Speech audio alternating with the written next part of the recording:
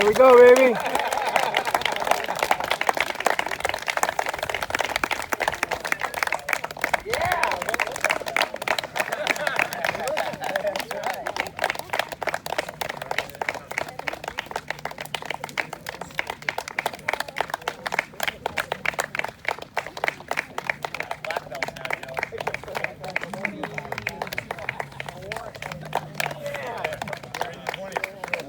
Man, that's a lot of belts. Coach Carlos got a round belt. Long overdue, long overdue. Let me just say that, long overdue. More training to come.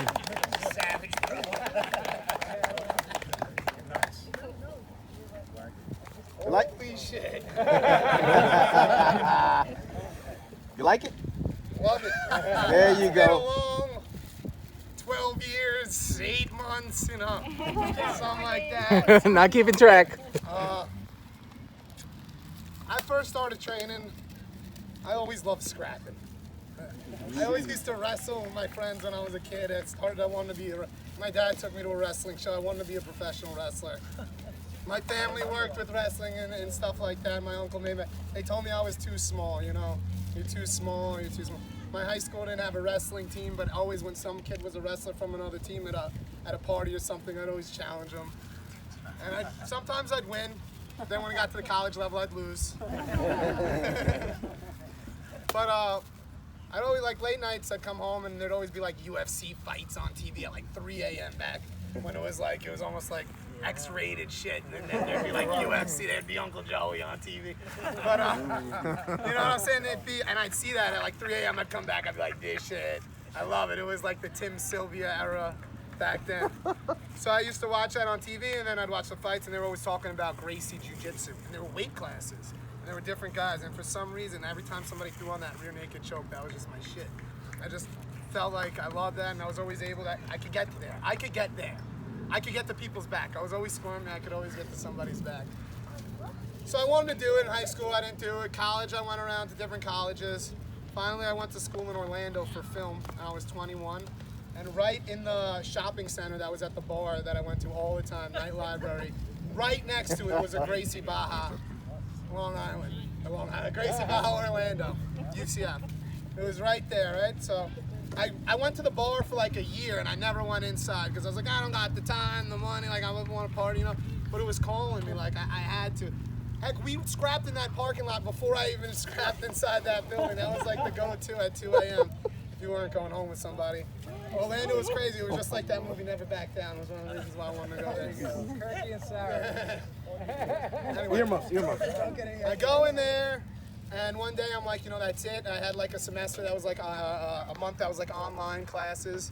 It's like I have time. I got to do it. No excuses. So I go. I like come really early one day to sign up. The door's locked. There's nobody there. I showed up like 20 minutes early.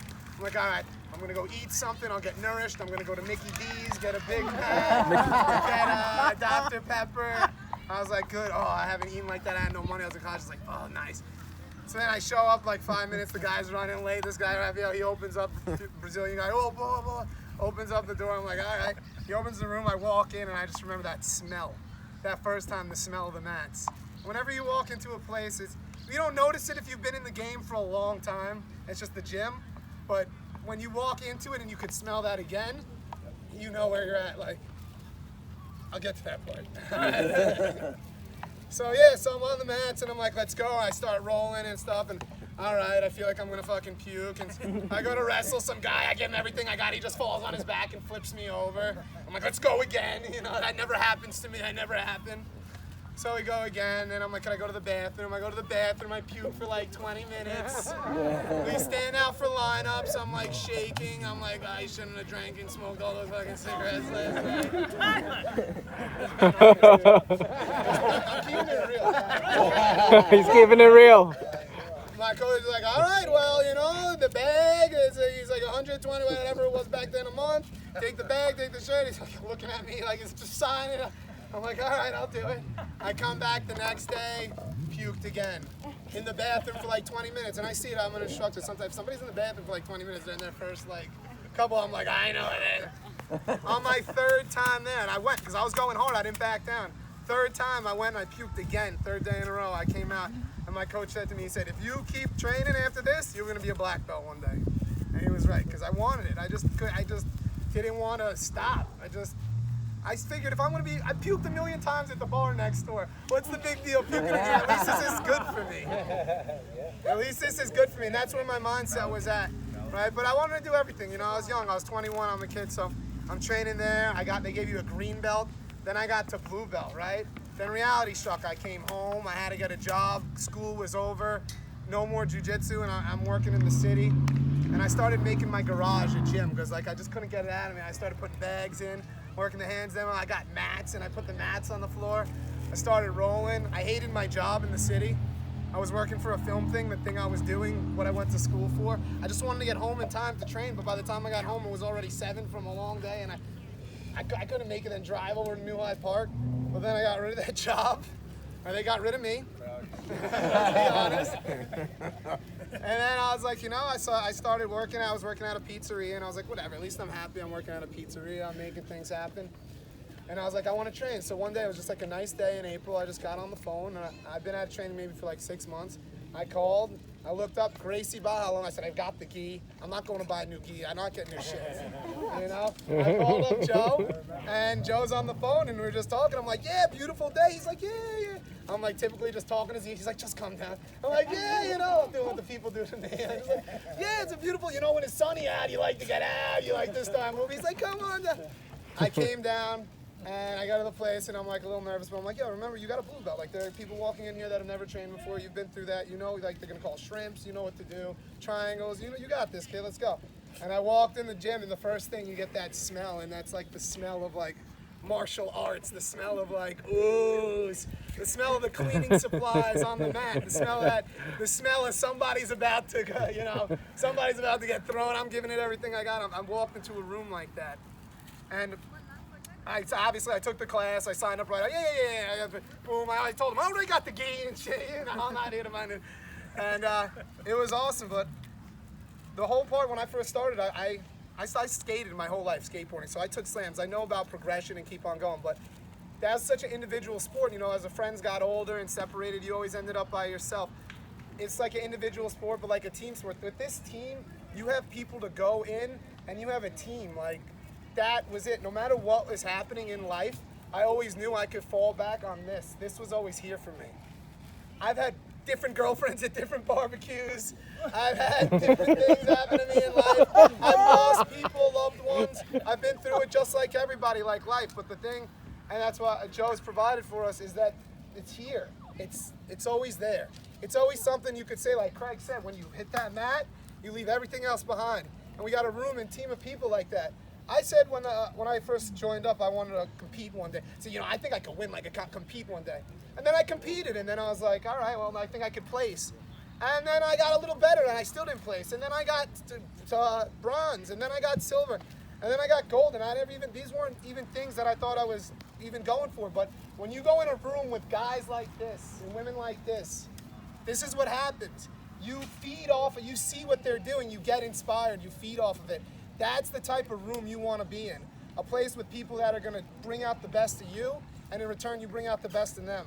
And that's what Gracie Barra Jiu Jitsu and Joe Scarola have been all about. Bringing out the best of you, right? Oh, yeah. That's what it's about. And without these people doing it, you can't do it. And it takes, you know, one person to push it, one person to take, and then one person to follow that lead, and then it to grow and to grow and to grow. And Joe helped me start my own business, and now I'm a professor. So I just kept on going. Hell yeah, brother. There you go.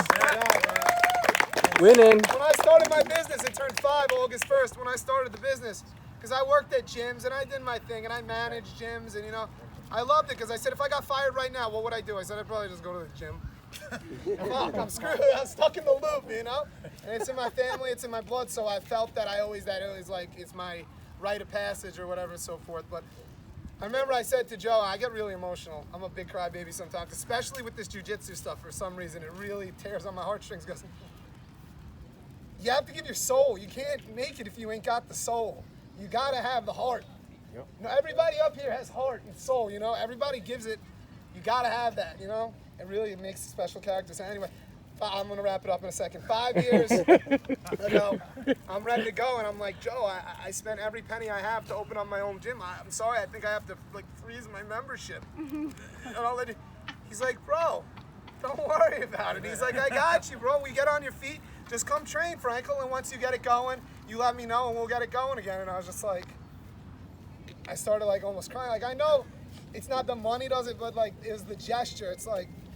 So I've had students with the same issue with me, and I'm like, I don't care about the money. I'm like, bro, you train, you got things going on. I know how much that means to somebody in a situation that wants to train. They're heartbroken, but they're going, life, the ups and downs, right? So jiu-jitsu's always there. There's jiu-jitsu. Yeah, brother. This happens, there's jiu-jitsu. That happens, there's jiu-jitsu. And then you get to show people the stuff that you learn, and then they fall in love with it. Now you're growing the sport. Now you're taking it more than you. And that's the best part, is when you can take it further than you. And as a professor, I have no doubt that I could do that, and that all these professors have done it.